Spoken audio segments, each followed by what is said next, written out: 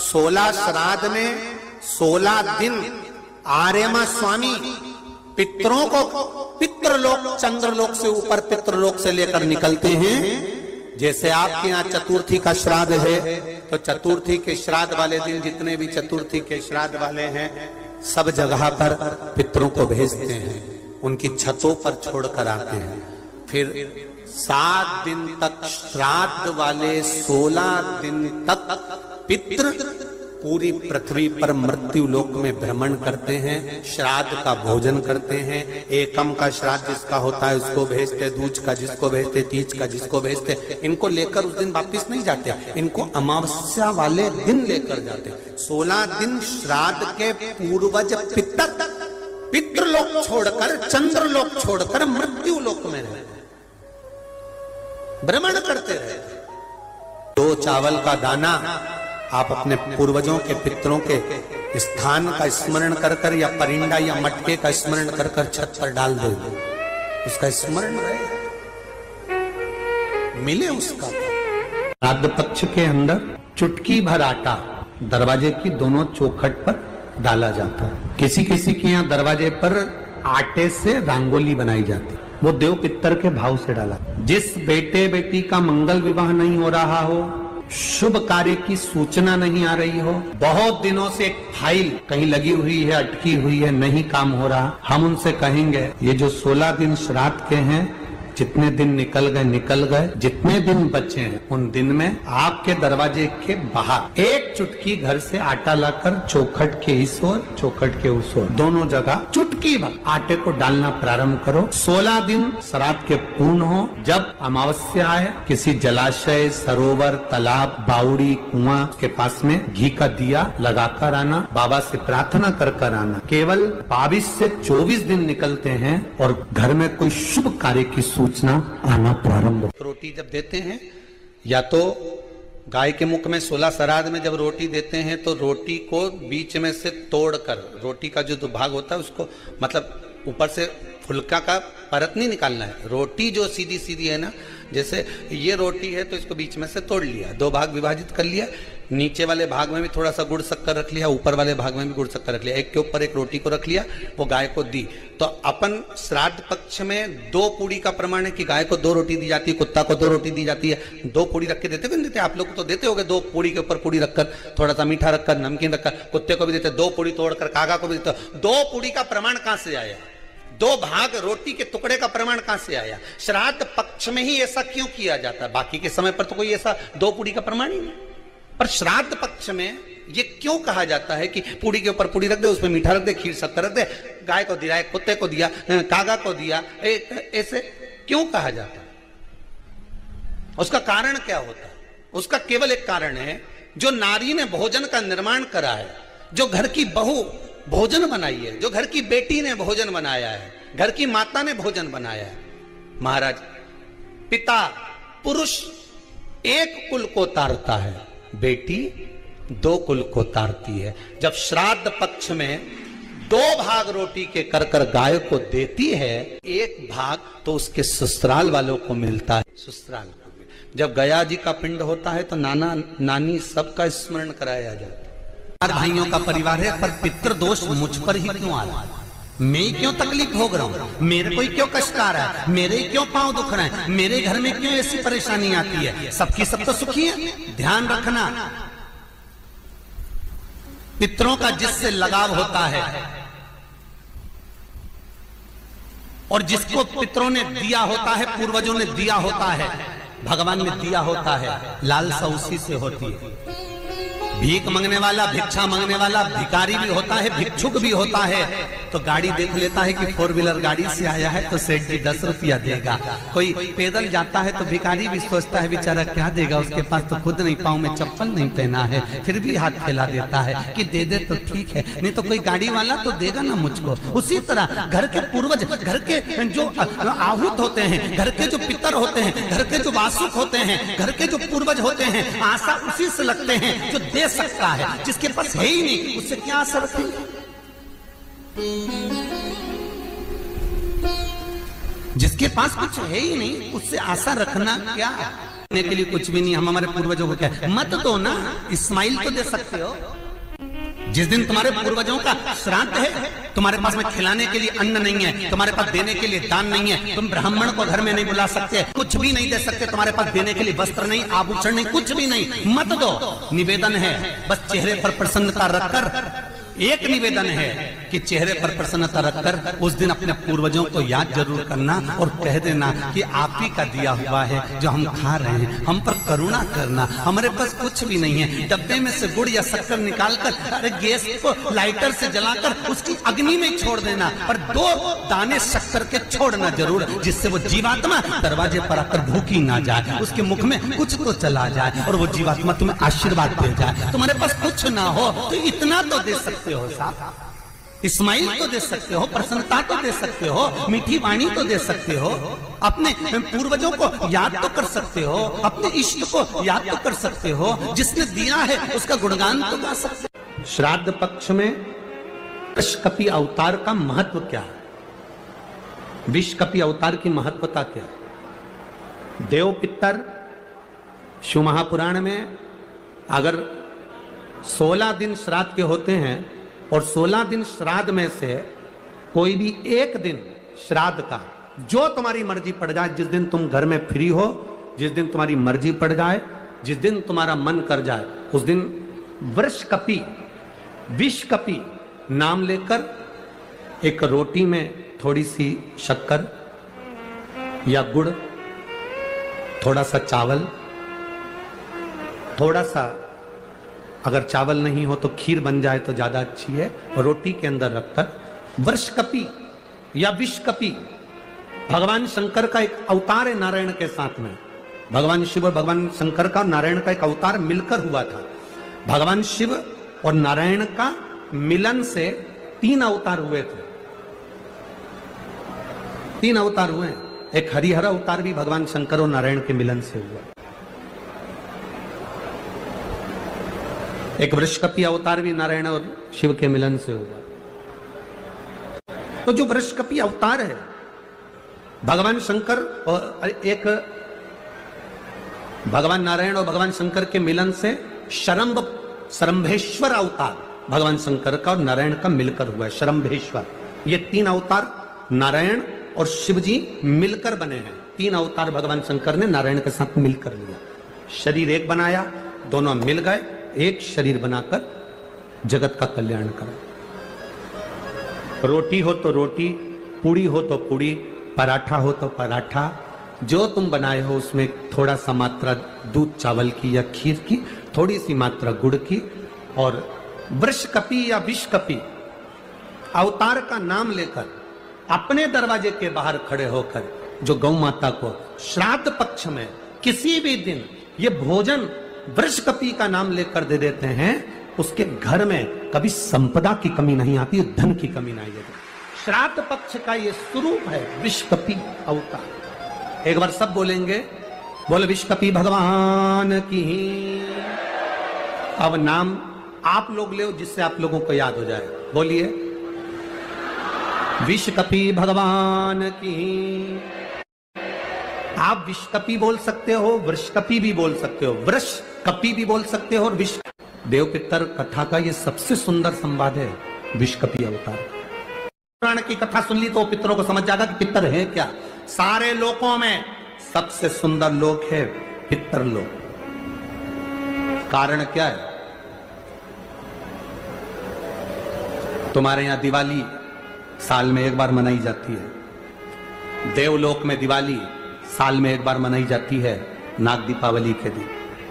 पितृलोक में दीपावली रोज मनाई जाती है। कारण, पितृलोक में दिवाली रोज क्यों मनाई जाती है, उसका कारण क्या होता है? लक्ष्मी जी ने नारायण से पूछा, ब्रह्माणी ने ब्रह्मा जी से पूछा, इंद्राणी ने इंद्र से पूछा, एक बात बताओ, तुम दिन भर बैकुंठ में नहीं रहते हो नारायण, आप कहां चले जाते हो? भगवान विष्णु ने कहा, मैं बता नहीं सकता कि मैं दिन भर कहां जाता हूं। नहीं, आज तो आपको बताना पड़ेगा कि तुम दिन भर कहां जाते हो, तुम दिन भर रहते कहां हो, कहां पहुंच जाते हो दिन भर, आपको बताना पड़ेगा, ये आपको बोलना पड़ेगा। भगवान नारायण कहते हैं मैं नहीं बता सकता। सुबह शाम घर पर आते हो, दिन भर गायब रहते हो, आखिर जाते क्या हो? पत्नी पति से क्यों ना पूछे? तुम भी अपने पति से पूछ सकती हो, क्यों दुकान तो 8 बजे बंद हो गई थी, 11 बजे आ रहे हो, कहा वो काम था? लक्ष्मी जी ने पूछा तुम दिन भर कहां रहते हो? भगवान विष्णु ने कहा मैं बता नहीं सका। बताना पड़ेगा। तब नारायण ने कहा, फिर नारायण बोले, नारायण ने कहा कि देखो लक्ष्मी, बात ऐसी है कि पितृलोक इतना सुंदर लोक है, इतना सुंदर लोक है कि जहां जितने पितर निवास करते हैं उनके घर का कोई व्यक्ति अगर कथा सुनने जाता है, मंदिर जाता है, अगरबत्ती लगाता है, दिया लगाता है या पूजन आराधना करता है या भूलवश भी कहीं भगवान की कथा में जाकर बैठ जाता है, जितनी देर उसके घर का व्यक्ति कथा में बैठता है, नारायण कहते हैं उतनी देर मैं उसके घर के पितरों के कंधे पर हाथ रखकर कथा को श्रवण करता हूं। पितृलोक इतना सुंदर है। और पितृलोक के जो स्वामी है आर्यमा स्वामी, वो पितृलोक के जो स्वामी है वो भी बड़े सुंदर है। और पितृलोक के जो स्वामी है बड़े सुंदर, और पितृलोक के स्वामी जिस पर बैठते हैं, काय पर बैठते हैं? कौवे पर। वो भी बड़ा सुंदर, अति सुंदर। अरे गुरुजी कहां की बात कह रहे हो? सबसे सुंदर पक्षी तो मोर है। राष्ट्रीय पक्षी में भी उसको कहा सबसे सुंदर पक्षी तो मोर है, और आप कह रहे हो कि दुनिया का सबसे सुंदर पक्षी कौवा है। अरे भाई, जिसने कथा नहीं सुनी उसको लगता है कि दुनिया का सबसे सुंदर पक्षी मोर है, पर अगर शास्त्र को उठाकर देखोगे तो दुनिया का सबसे सुंदर पक्षी कौवा था। पहले नंबर पर सफेद, सुंदर, अति सुंदर, कौवे के आगे कोई पक्षी नहीं था। अमृत कौन लेकर आएगा? कोई आगे नहीं आया, तब ब्रह्मा जी ने कौवे को बुलाया, ए कौवा तुम अमृत लेकर आओ, क्योंकि तुम्हारी दृष्टि बड़ी प्रबल है, तुम अमृत को ढूंढ कर ला सकते हो। कौवा अमृत तो लाना, पर झूठा मत करना, अमृत को लेकर आना, मुझे बताना कहां रखा है तो मैं लेने चले जाऊंगा। कौवे ने कहा जो आज्ञा ब्रह्मदेव। कौवा आर्यमा स्वामी को नमन करा, प्रभु ब्रह्मा जी का काम है, मुझे जाना पड़ेगा। कौवा बड़ा सुंदर था, बुद्धिमान था, तो कौवे को भेज दिया। इसलिए रामचरितमानस में काकभसुंडी की कथा बार बार आती है। गरुड़ और कौवे की कथा आ रही है।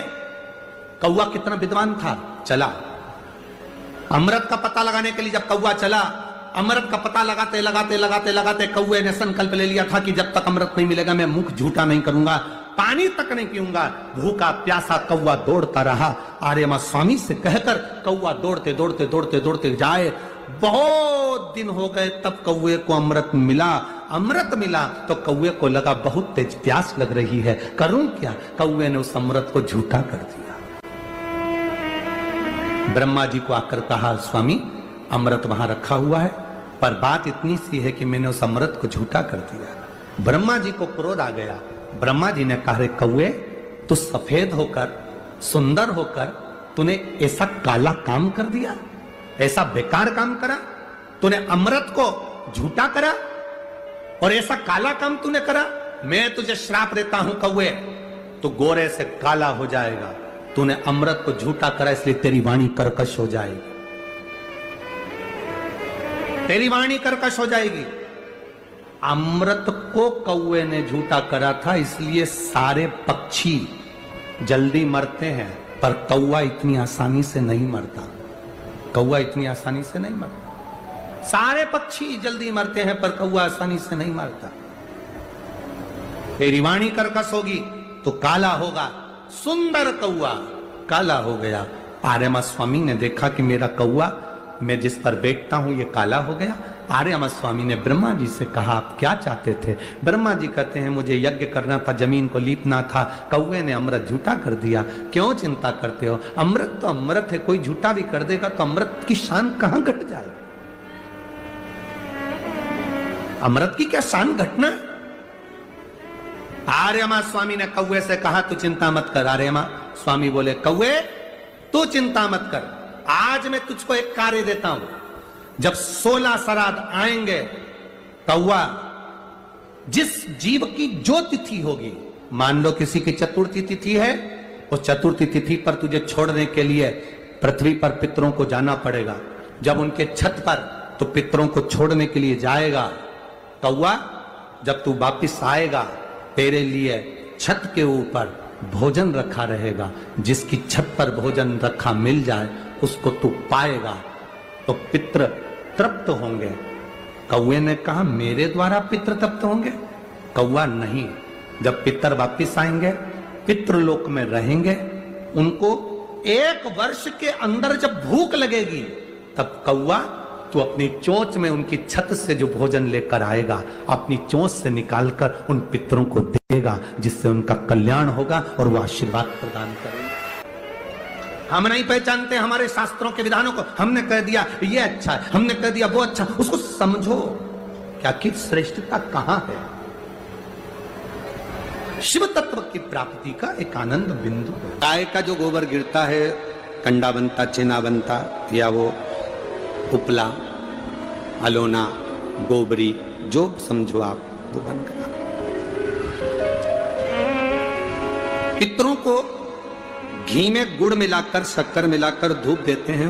वो धूप का प्रारंभ कहां से हुआ वो समझना। असमंज ने वशिष्ठ बाबा से कहा मेरे भाई नहीं मिल रहे। वशिष्ठ ऋषि ने कहा रुको, अपने शिष्य से कहा नंदनी गाय का जो गोबर का कंडा बना है, छेना बना है, उसको लेकर अलोना, गोबरी, उसको ला। कंडे को लाया गया, अग्नि में जलाया गया, जलाकर असमंज के सामने उसको रखा गया। उसमें नंदनी गाय के दूध का घी बनाकर उस कंडे पर छोड़ा गया। कंडे में से जो धुआं निकला, जो धूप निकली, जो तरंग निकली, जो सुगंध निकली, वशिष्ठ बाबा ने असमंज से कहा सुनो, ये तरंग, ये धुआं, ये गंध इस कंडे की, गाय के गोबर के कंडे की, उस घी की तरंग जहां जा रही है वहां तुम जाओ, इस तरंग, इस सुगंध के पीछे पीछे जाना, तुम्हें तुम्हारे भाई प्राप्त हो जाएंगे। असमंज उस तरंग सुगंध के पीछे पीछे पीछे पीछे पीछे पीछे खुशबू लेते हुए सुगंध धुएं के पीछे पीछे जाने लगा।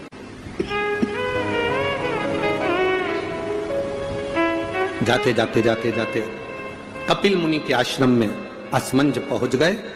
सुगंध जो कंडे पर धूप दी थी, घी छोड़ा था, नंदनी गाय का जो घृत छोड़ा गया था, उसकी गंध से कपिल मुनि के आश्रम में राजा रुक गए।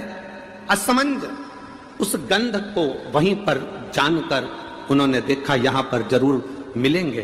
तब कपिल मुनि मिले और कपिल मुनि से मालूम पड़ा कि मेरे 60,000 भाइयों ने कपिल मुनि पर घोड़े के चोरी का, अश्व की चोरी का इल्जाम लगाया था, अश्वमेध यज्ञ के अश्व की चोरी का इल्जाम लगाया था, इसलिए ये 60,000 कपिल मुनि के आश्रम में जलकर भस्म हो गए, 60,000 राख के ढेर बन गए। असमंज ने कपिल मुनि के हाथ जोड़ लिए, गुरुवर मैं आपको नमन करता हूं, मेरे भाइयों से गलती हो गई, आप पर चोरी का इल्जाम लगा दिया, निवेदन केवल इतना है कि अब मेरे भाइयों का कल्याण कैसे होगा, ये मेरे 60,000 जो भाई मरे हैं इनकी मुक्ति कैसे होगी, इनका मोक्ष कैसे होगा।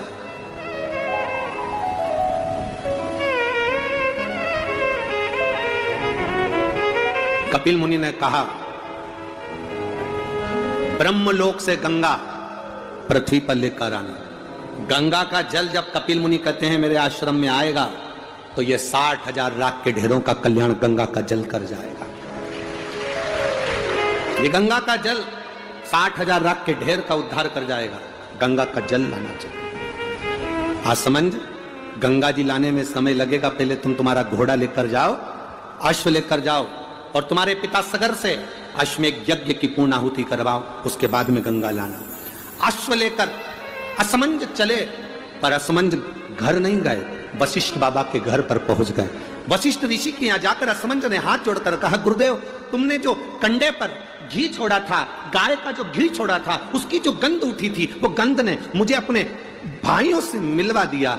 आपसे एक निवेदन है गुरुदेव। गुरु जी बोले, वशिष्ठ बाबा बोले, बोलो असमंज क्या चाहते हो? असमंज ने कहा, गुरुवर एक आशीर्वाद संसार के लोगों के लिए दे दीजिए कि गाय के गोबर के कंडे पर, गाय के गोबर के छेना पर, अलोनी पर, इस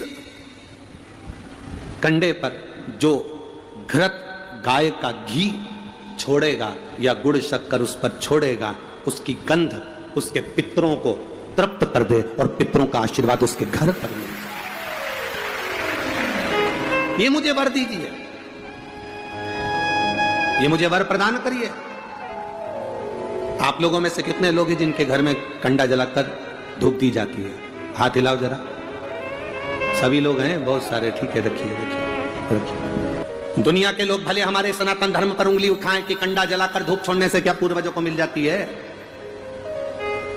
घी शक्कर छोड़ने से क्या हमारे पूर्वजों को प्राप्त हो जाती है।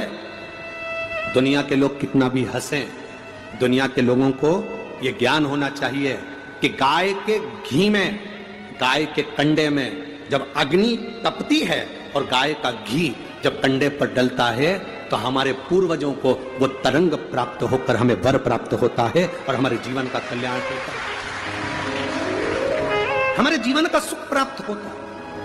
और जब अमावस्या का दिन होता है, श्राद्ध पूरा हो रहा है, अमावस्या का दिन है, शाम का समय, जो जैसे अशोकनगर है, गुना है, शिवपुरी है, सीहोर है, भोपाल है, या आसपास के जितने गांव हैं, शहर हैं, इनके पास में जो नदी होती है, जो तालाब होता है, जो कुआं होता है, जो बावड़ी होती है, सारे पितर एकम से लेकर अमावस्या तक जितने भी पितर होते हैं, चाहे जिसके घर के हों, प्रत्येक घर के पितर नदी, तालाब, बावड़ी, कुएं के पास इकट्ठे होते हैं, क्योंकि पितर 16 दिन भोजन ग्रहण करने के बाद अमावस्या के दिन पानी पीने के लिए गांव की बावड़ी, तालाब, कुआं, नदी पर जाते हैं और वहां पानी का आचमन कर कर हाथ में जल लेते हैं। आर्यमा स्वामी कहते हैं कि जिसने आपको भोजन कराया है, जिसने आपको आमंत्रित करा है, जिसने आपको बुलाकर सम्मान दिया है, आप अपने पुण्य उनके खाते में दीजिए। तो पितर हाथ में जल लेकर उनका नाम लेकर कि मेरे मंझले बेटे ने, कि मेरे बड़े बेटे ने, कि मेरे छोटे बेटे ने, कि मेरे चौथे बेटे ने, कि मेरी बेटी ने, कि मेरे उसने भोजन कराया, उनका नाम लेकर पितर जल छोड़ देते हैं। तो साल भर उसके यहाँ भंडार भरा रहता है और वो उन्नति की ओर बढ़ता है। इसलिए सनातन हिंदू धर्म में नियम है कि 16 श्राद्ध के 16 दिन पूरे हो और अमावस्या का दिन हो, आप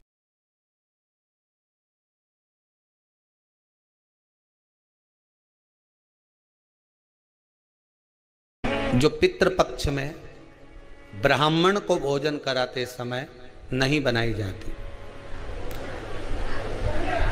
एक तो कुमड़ा, दूसरा पत्ता गोभी, जो बंद गोभी होती है ना, वो बंद गोभी जो होती है ना, पत्ता पत्ता वाली, उसकी भी सब्जी पितरों के ब्राह्मण अगर भोजन करता है तो उसमें नहीं बनाई जाती। एक कुमड़ा, ये जो पेठा बनता है ना कुमड़ा का, ये भी श्राद्ध पक्ष में नहीं खिलाया जाता। महाराज बुरा कोला पेड़ा बोलते हैं, क्या बोलते हैं उसको, उस श्राद्ध पक्ष में उसको भोजन में नहीं दिया जाता, ब्राह्मण के भोजन।